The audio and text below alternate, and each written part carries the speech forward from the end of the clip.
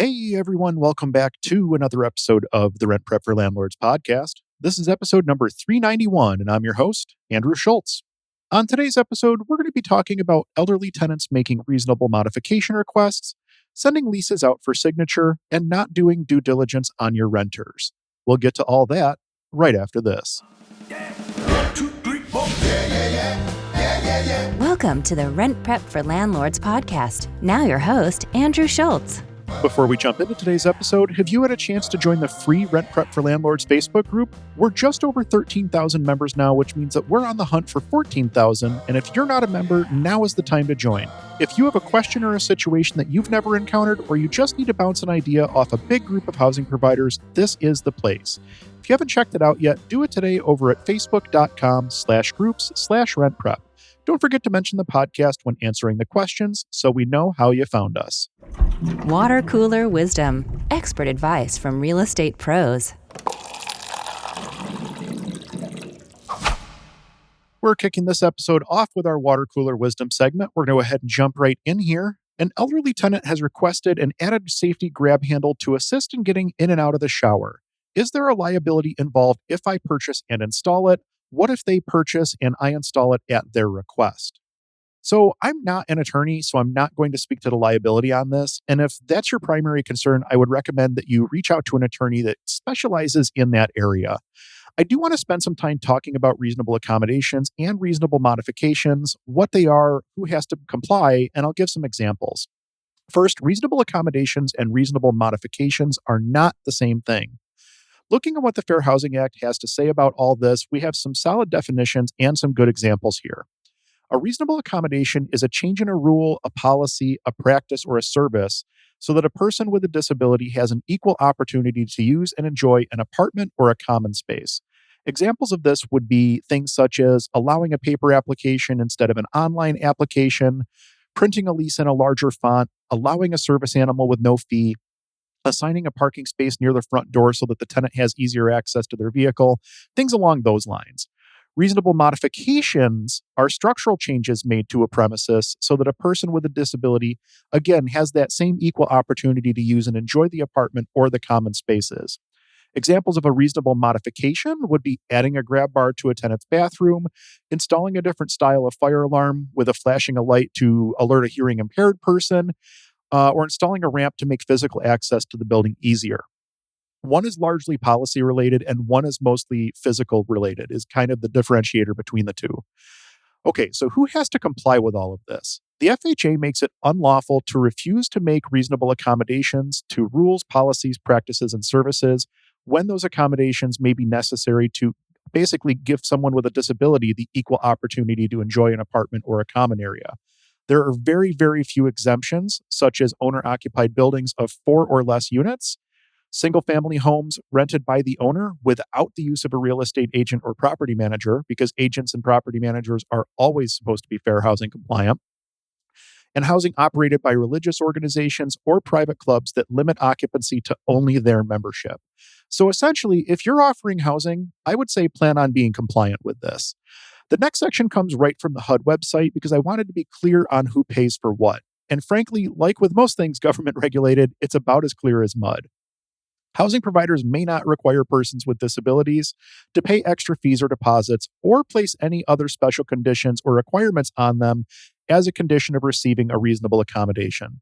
Under Section 504, reasonable accommodations must be provided and paid for by the housing provider, unless providing them would be an undue financial or administrative burden or a fundamental alteration to the housing program. Again, under Section 504 and the ADA, public housing agencies or other federally assisted housing providers and state or local government entities are required to provide and pay for structural modifications as reasonable accommodations. Section 504 specifically states that private landlords, and this is the critical part, receiving Section 8 vouchers are not considered a recipient of federal finance simply because they're receiving Section 8 payments.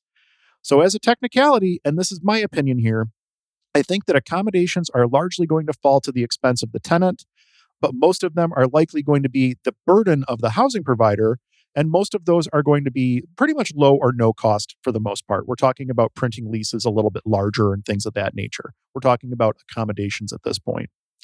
Now, back into the direct information from the HUD website. Under the Fair Housing Act, reasonable modifications, remember these are structural changes, those work differently. Under the Fair Housing Act, prohibited discrimination includes refusal to permit at the expense of the person with a disability reasonable modifications of existing properties occupied or to be occupied by such person if those modifications may be necessary to afford that person full enjoyment of the premises. So, a request for a reasonable accommodation or modification can be denied if providing the accommodation or modification would impose, again, that undue financial or administrative burden on the housing provider. And the determination of an undue financial burden must be made on a case by case basis involving various factors. If an undue burden or a fundamental alteration exists, the housing provider is still required to provide any other reasonable accommodation up to the point where it would not result in an undue financial administrative burden. So here's where things start to get a little bit tricky. Under that Section 504 and the ADA, public housing agencies, other federally assisted housing providers, and state and local government entities are required to provide and pay for those structural modifications as they're considered a reasonable accommodation. But again, Section 504 specifically states that private landlords receiving Section 8 vouchers are not considered a recipient of federal financial assistance simply because you're receiving those payments. So if you aren't receiving federal funding, chances are your reasonable modifications are going to be the responsibility of the tenant. So you can kind of see what I mean here. Basically, all of this is as clear as mud, and we've done as much as we can to kind of decipher what's available to us on the HUD website. Anyway, going back to the root of the question, in this instance, it would seem to me at least that this tenant is making a request for a reasonable modification, and I would install those grab bars at the tenant's expense.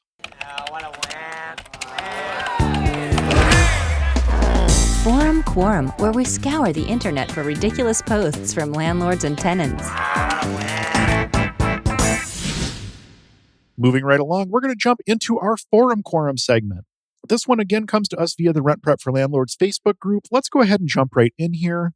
What should you do when the lease has been sent out for signature, but it's not being returned? Do you ignore it and move on? Am I supposed to officially withdraw the offer to sign the lease to avoid any confusion in the future? How long should I keep waiting? And again, this one comes to us via the Rent Prep for Landlords Facebook group. So we do digital lease signings out of our office. Essentially, we write up the lease and convert it to a PDF file, which we then upload into our signing software and send it out to the tenants so that they can sign off on their lease. We also get their security deposit in certified funds during this stage.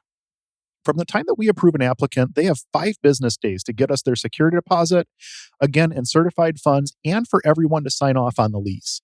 We also explain to the applicant that the home is not guaranteed to them until both the deposit is paid and the lease is signed in full.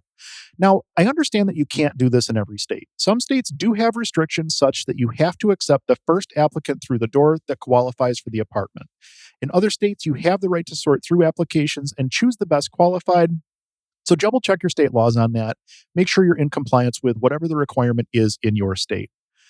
One of the nice things about doing digital lease signings is that it makes it impossible for a tenant to miss an initial or a signature because you're specifying before you send the document out exactly where they need to initial and sign. This is also a nice solution because it gives the tenant the ability to spend up to 5 days reading that lease. If a tenant calls us and they have a question about the lease, we can't provide them with any sort of legal advice.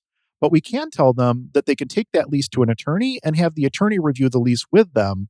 And they have a 5-day window in which to do that. They can basically share that lease with anybody that they want to during that 5-day period to get the answers that they need in order to feel comfortable. We can also take a look at the time that the tenant opened the lease and how long it took them to sign it once they opened it. So if a tenant opens a lease and immediately signs it without reading anything, we're going to know about that. And we're going to have a conversation with the tenant about the fact that they just signed off on a legal document without actually spending any time to read the legal document that they're signing off on. As for security deposits, we require our tenants to pay in certified funds. Applicants have the option of dropping off a certified check or a money order in the drop box at our office. They can send us a wire transfer. And through our property management software, we're also tied in with a service that allows them to make a payment at pretty much any Walmart, 7-Eleven, CVS, or Walgreens location across the country. So there's really no such thing as, I didn't know how to get the funds to you. If you can't figure it out, then you're not trying at that point, or you don't have the funds available to make your security deposit payment. We don't accept ACH deposits, personal or business checks, or any other non-certified form of payment until the second month of the tenancy. The reason for that is if someone gives you a personal check for their security deposit and that check bounces a week after they move in, you have to go through the full eviction process to get that person back out of your place. So making sure that you get certified funds up front so that at least you know that your moving in funds are guaranteed is pretty important to the entire process. My strong recommendation is that if you live in a state that does not require you to accept the first qualified applicant, continue to show your apartment until you have a signed lease and a security deposit. Don't waste time taking your place off market once you've offered it to someone until they've actually committed to it by signing that lease and getting the security deposit into you. The time that you lose marketing and showing the home while you're waiting for someone to sign a lease could be the difference between getting a new tenant and not getting a new tenant.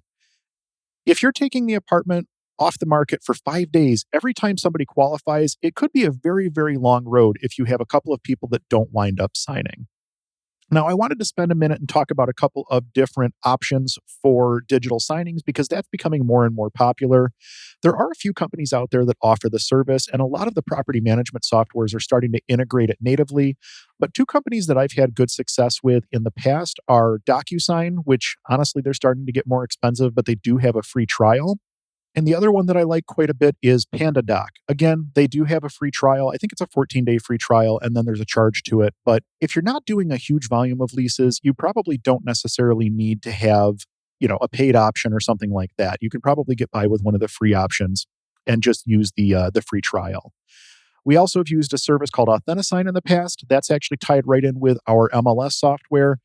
Honestly, I don't know as though I would recommend that one versus the other two out there. It's cost prohibitive, number one. And honestly, I think that PandaDoc and DocuSign do a much better job overall. Essentially, all of them are going to provide the same service. They're going to give you the ability to upload a PDF so that you could send it out for digital signature to your tenants. And the nice thing is, as I'd mentioned, you get to specify where the tenants need to sign an initial so that things don't get missed when you go ahead and send it out. And honestly, my favorite feature is knowing how long it takes someone to look through the lease and sign it. It's ultimately up to them if they choose to put their name on a legal document that they haven't read, but at least you're armed with the knowledge as to whether or not that tenant has any clue as to what's actually in their lease or not. But ultimately, at the 5-day point, if we don't have the security deposit in the first month's rent, we're just going to continue moving forward, and that person is no longer going to be offered the apartment. We basically send them an email at that point or give them a phone call and say, hey, we haven't heard from you. We're assuming that you're no longer interested. If you are still interested, let us know. But more than likely at that point, if they've been offered the apartment and then didn't sign the lease and didn't get their security deposit in, they're probably not going to be offered that apartment again because it's a pretty good indicator that we're going to have issues with them as a tenant moving forward. Feet on the Street. Real stories from real property managers.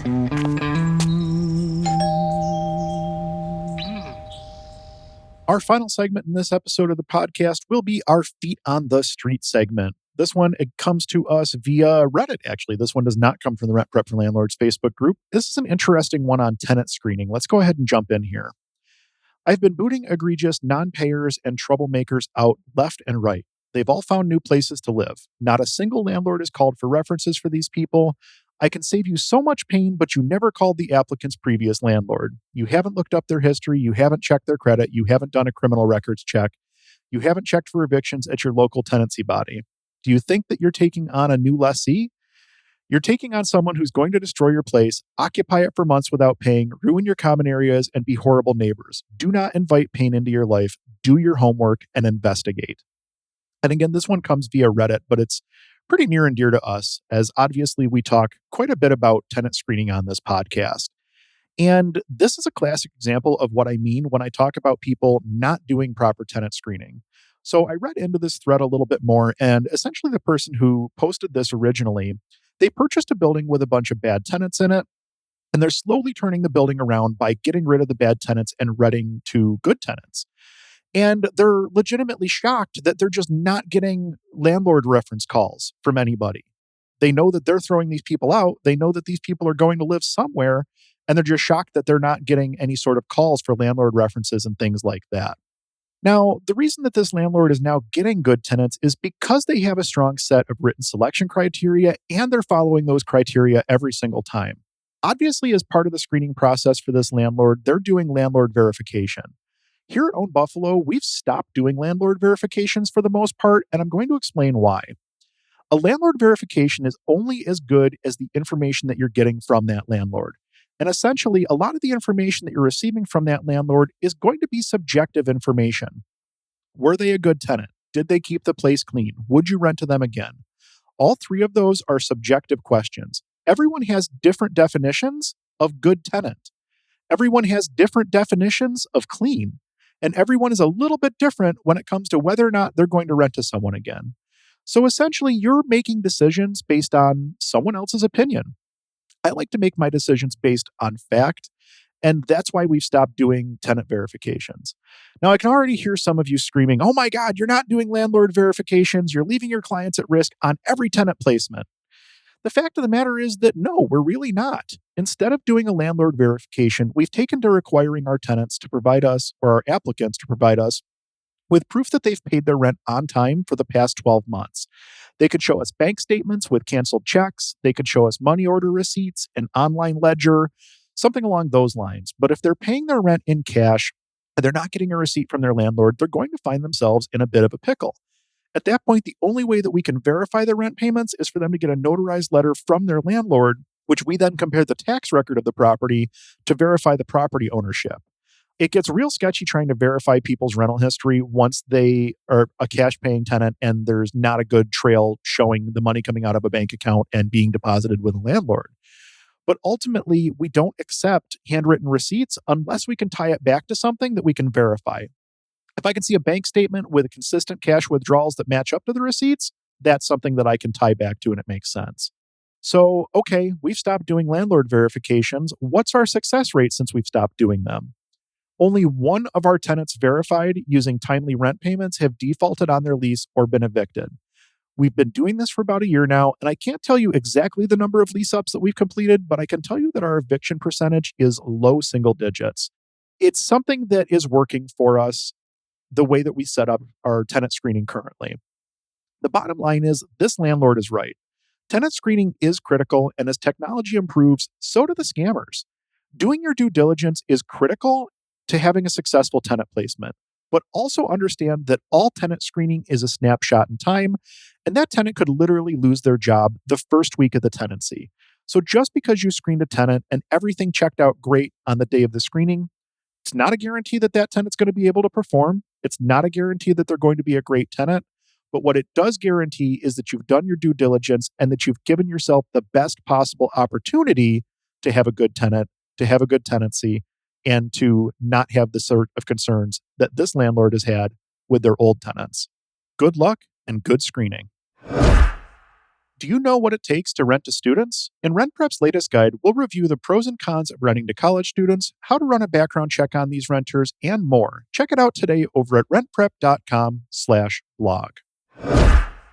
That pretty much wraps up this episode of the Rent Prep for Landlords podcast. Thank you all so much for listening. We truly do appreciate it. Our goal with the podcast is to help as many people as possible make educated decisions when it comes to real estate, and you can help us to reach our goal. If you heard something in this week's episode or any of our other episodes that will help someone you know, please do us a favor and share it with them. If you're looking to get in contact with me, I can be reached over at whatsdrewupto.com.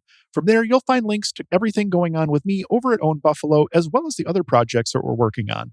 Grab a copy of our free deal analysis tool today over at whatsdrewupto.com. There's no obligation, and it comes with a companion video showing you how to use it.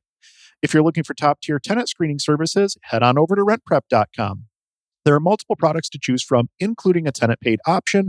And if you're over 50 doors, ask about the enterprise level programs and pricing. I've been an enterprise user of RentPrep for years now, and it's definitely changed the way that we screen our tenants. Check that out today over at rentprep.com. Again, thank you all so much for listening. We'll be back in 2 weeks with an all-new episode you won't want to miss. Until then, I'm Andrew Schultz with ownbuffalo.com for rentprep.com, and we'll talk to you soon.